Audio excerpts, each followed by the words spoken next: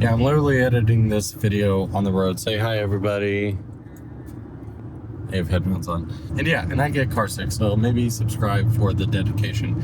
But also, I want to mention that later in this video, we talked about ProRes RAW, and yeah, I just want to tease it by saying, hopefully, Blackmagic also updates DaVinci Resolve to support ProRes RAW, because if they're working with the Blackmagic camera app to record ProRes RAW, it would be weird if DaVinci Resolve didn't support it, so I think we're about to see a DaVinci Resolve update in the next little bit too. So fingers crossed. All right, so the iPhone 17 Pro event just ended, and boy, did we get a lot of updates. There's quite a few new products, and while we've all been seeing the physical hardware for pretty much months at this point, I don't think anyone was surprised by what anything looked like.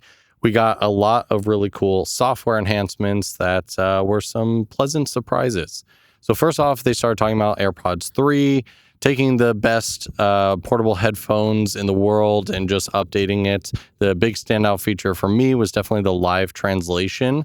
Someone who likes to travel a lot and is with people who speak different languages, this is really going to be a cool test to see if we can finally have conversations with other people that you don't necessarily understand the native language for. And then all the Apple Watch stuff, obviously people are going to make in-depth videos on all that, but getting into the iPhones, we have the 17, the 17 Air, and the 17 Pro.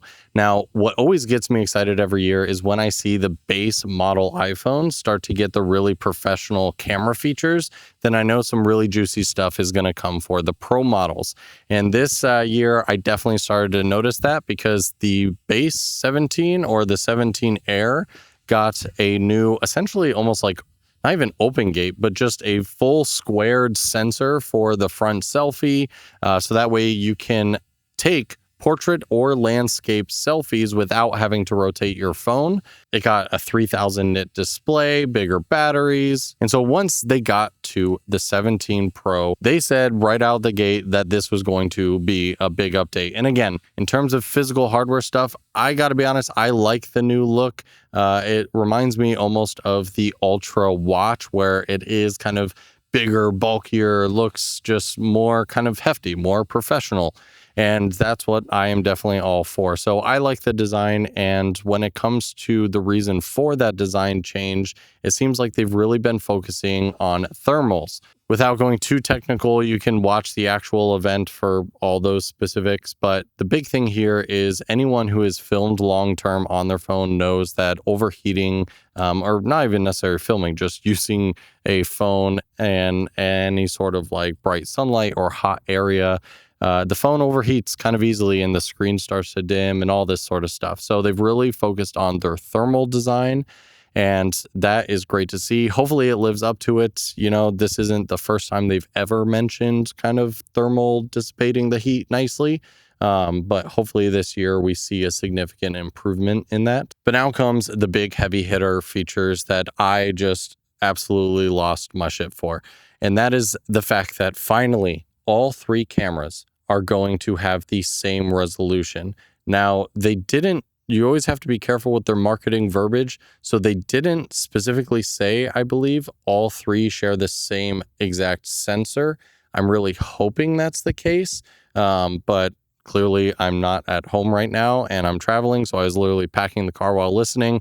And so I don't know if the pixel density is the exact same, but I'm really, really hoping that these close the gap between all the different cameras. Because to me, a lot of the times when I'm taking video, taking photos, I may want to use the ultra wide angle lens or the telephoto, but I don't because the quality is so much less than the 1X if you're not in optimal lighting scenarios. So hopefully this means I can actually use the focal length that I want in the scenario that I want. Now, because all of the resolutions have been bumped up, the telephoto now is up to 8 times optical zoom. I know some people were hoping that it would go back to like 3x. They thought the 5x was 2 telephoto. Well, those people may be a little upset because this is even more so. I'm all for it. I loved a good telephoto lens, and so getting a 200 millimeter equivalent is definitely cool for some specific shots out there. So yeah, I really hope that finally all three lenses are capable of the same level of quality. And with that, when it comes to video, we're getting ProRes RAW. That I did not see coming. That I have begged for in previous years when ProRes first came out, but we are getting full-fledged Apple codec ProRes RAW. And for those of you who don't know, the difference between ProRes and ProRes RAW is you'll get the same quality, but the RAW component means it's basically capturing all of the camera's information, like the ISO, the shutter, the color temperature, and gives you the ability to adjust those in post, at least in terms of ISO and white balance. So now, just like on my Blackmagic cameras or any other cinema camera where I don't even think about white balance anymore, ISO I try to get in the right range, but it's always nice to be able to adjust it in post.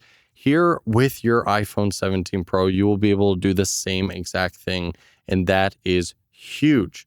They've also partnered with Blackmagic to, from what it sounds like, have on launch day the Blackmagic camera app already supported for ProRes RAW, as well as Apple's own Final Cut camera app. Those are going to be the first two right out the gate, but they've already created an API so other camera apps can easily integrate it into their own. Now, because I easily fill up my phone with all this ProRes content, I am also so excited because they announced a 2 terabyte variant. I know a lot of people out there are like, who needs 2 terabytes? I need 2 terabytes, okay? Like, I have had to clean out my phone so many times. And so now the fact that we're able to get a 2 terabyte version is even better. Twice the amount of ProRes RAW stuff. And actually, I think ProRes RAW is actually a slightly more compressed RAW codec than like ProRes HQ. There's still some nitty gritty stuff that we have yet to see. The new camera app looks slightly redesigned. I like the fact that it looks like we're going to be able to see audio meters inside of the native camera app. That's really nice. Hopefully we can maybe have LUT support so we can actually not just stare at log footage while we're filming. And I would even love to hopefully see where we can change between regular ProRes, ProRes RAW, and maybe like ProRes LT. So hopefully we get a couple codec things. But again, if we don't get it in the native app, it'll be in the Blackmagic camera app, so that works too. They also have other features like Gen Lock. If you're using a bunch of different iPhones, like the 28 days later team, I'm sure is super thrilled right now. If you're using multiple different phones, you're going to be able to Gen Lock them so they're all perfectly in time sync. And Blackmagic actually has created I believe it's called Pro Dock, and they showed just a screenshot of it, but it's basically Blackmagic's first phone accessory. And you know that I'm a super nerd for these, so I can't wait to get my hands on it.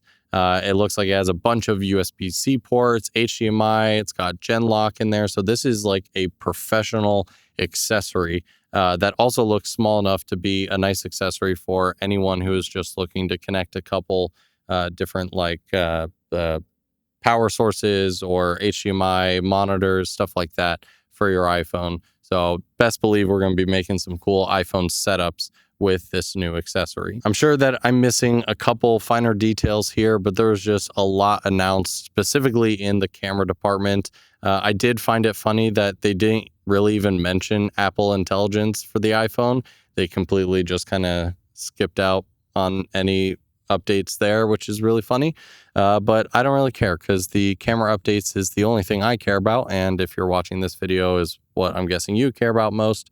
So there you have it. That is the iPhone 17 Pro in a condensed nutshell. If you missed the event, let me know any questions or comments you have down below. I'm always interested in your thoughts. Thanks so much for watching, and I'll see you guys in the next video.